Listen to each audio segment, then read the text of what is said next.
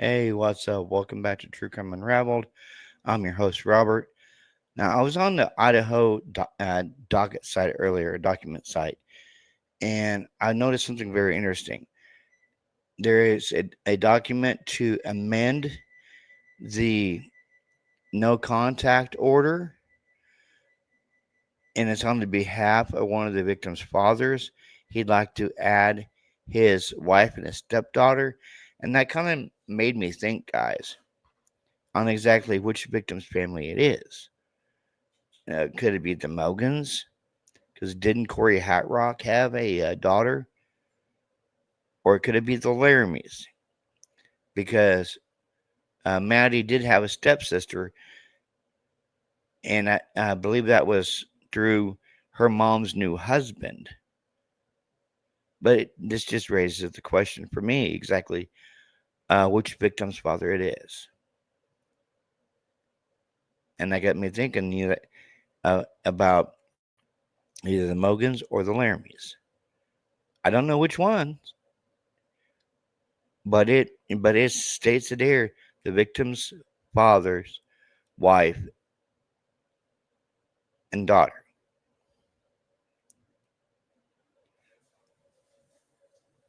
So that just got me thinking exactly who is it? Okay, wife and his stepdaughter. So that could be the Mogans because I don't think the Laramies have any stepkids. So that's got to be Ben Mogan and Corey Hatrock and her daughter possibly. Leave a comment down in the comment section on who you guys think it is. Is it the Laramies or is it the Mogans? Now we've learned a lot from these new documents that have been coming out, especially the 911 call and the text messages. Because with the text messages, we got to see exactly what Dylan and Bethany was texting that night. But that's not the entire thread of text messages. That's just a little snippet, for context. And they're not going to be used in trial for the truth factor. They're going to be used in trial to set up the timeline or a timeline. What is it with timelines in this case? All the timelines are so screwed up. They are. The timelines are screwed up.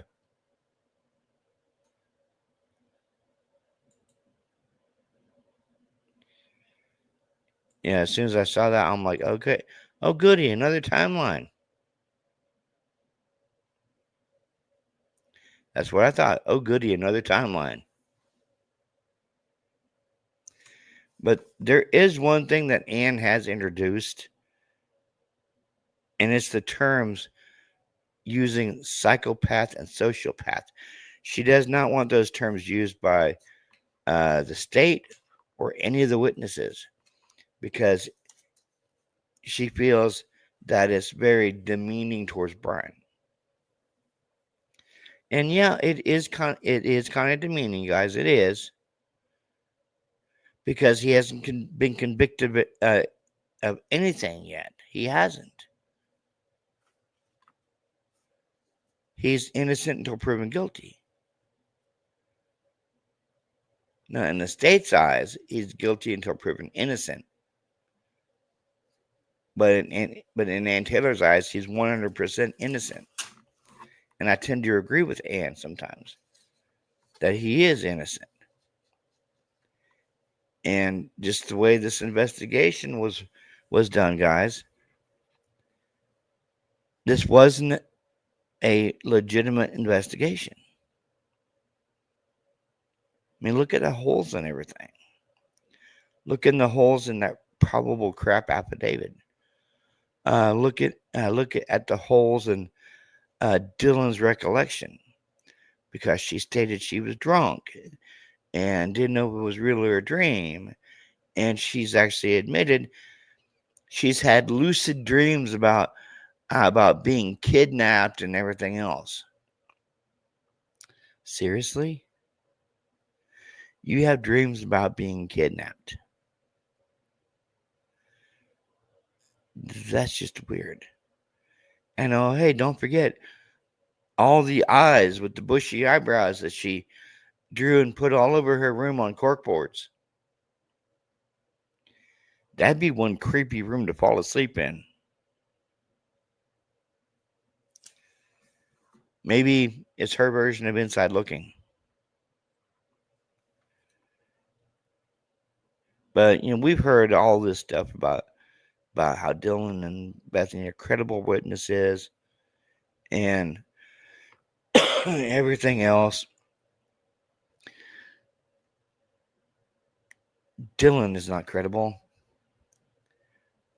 The frozen shock face is a non-issue, is a non-factor because if it was, guys, if it was, she wouldn't have the wherewithal to call Bethany, Xana, Maddie, and Kaylee, and all the calls went unanswered. You just saw in your home a man you don't know dressed in black and by your description wearing a ski mask, even though we've heard from day one it was a COVID mask. But now she states in these text messages it was a ski mask. You see this person walk through your home, walk out the back door, and instead of calling the police, you call Bethany first. And you have this text chain saying how freaked out you are, and Bethany says she's freaked out too. And then Bethany says, "Come to my room, run down here." No, first she says, "Run," then down here. And then Bethany has this weird thing that she says she saw Xana dressed in all black. And then, of course, we have Dylan saying she heard Kaylee running up and down the stairs. So either she was really drunk, which she was, and she admitted she was, guys. She admitted it, that she was drunk. Or she was on some really good substances that made her hallucinate. Because how are you going to, you know, and see, and then here's what the weird part, guys. Here's what the weird part. We've heard that she opened her door 3 times that night, and that was in the probable crap affidavit, the PCA. None of this new stuff even mentions she opened her door 3 times that night. All it stated was she opened her door, saw an intruder, was in quote unquote frozen shock phase, which she wasn't because she wouldn't have the wherewithal to call everybody and then have a text chain with Bethany if she was in frozen shock phase. Now she stated she was freaked out, but she didn't state that she was in some kind of shock or frozen shock phase. She just said, "Hey, I'm freaked out," and Bethany said, "Me too." Me too. And then come to my room, run down here. So that just tells us right there that she wasn't in her room after 4 something. She was downstairs with Bethany because all we got was Dylan saying, "Bones about to die. Fuck." And then that's when Bethany told her to come down to the room. After that, we hear that she tried to call Ethan at about 4:29. He didn't answer. If I was in that house and Kaylee and Maddie, Zan and Ethan didn't answer their phones and didn't answer their text messages, I would be going to check on them. Because if you're texting them, uh, if you're texting Kaylee, and then you text her, "What's going on?" She doesn't respond back. I would go check on Kaylee and Maddie because she texts Kaylee, "Please answer." And then in the morning at 10:30, um, "Please answer again. Maddie, are you up? Kaylee, are you up?" Just this weird text chain going on with her. She's in the same house as them. Why not go upstairs and check on them? Why not go down the hall into Xana's room, check on them? Why are you doing this weird text chain? It's like you're scrambling.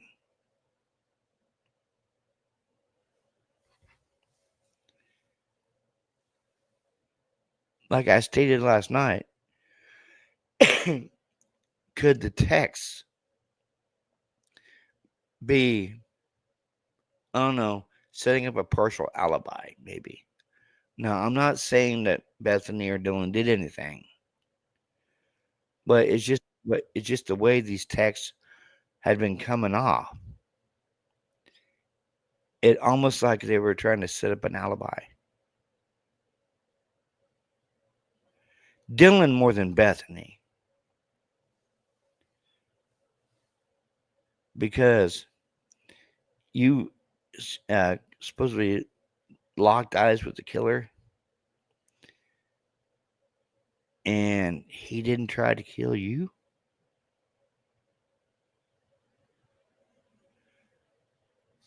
Now, don't give me that. All his adrenaline was high and he was exhausted after unaliving 4 people.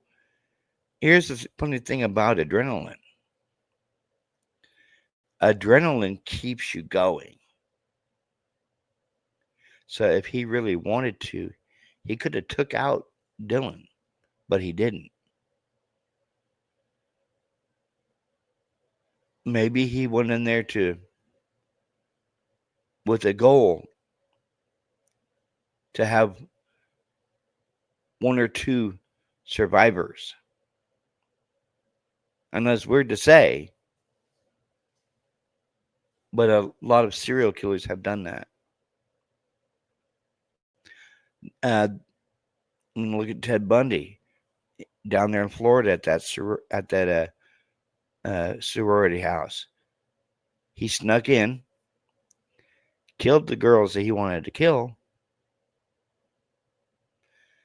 left survivors, and fled the building. But see, that still don't explain unknown male B on the railing going from the second floor to the first floor, an unknown male D, an unknown male E. And just like Maddie, they found 3 different types of DNA under her fingernails. One was hers, and there was 2 others that were, how do you say it? didn't tie in with Koberger. They were inconclusive. They couldn't rule him. They couldn't rule him in, and they couldn't rule him out. I know that's kind of weird, but there was Maddie's DNA and then 2 other DNAs underneath her fingernails. But Koberger's was inconclusive. So, with his DNA being inconclusive underneath her fingernails, I'd say 9 times out of 10, that's pretty much what's saying that it wasn't him. If it was, now hear me out. If it was him, he was the driver more than likely, and you had the unknown male B and unknown male D and unknown male E in that house, because Brian is a criminology guy, so that I'm here. It's okay. I'm here to help. Might not have been directed towards one of the victims.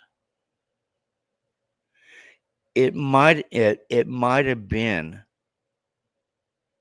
somebody to help the killers ditch their stuff, like in a trash bag or whatever.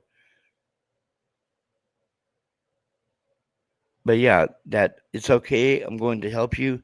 Might not have been directed towards one of the victims. It might have been an accomplice telling the killer, "It's okay. I'm going to help you clean up." I mean, you got to think about that, guys.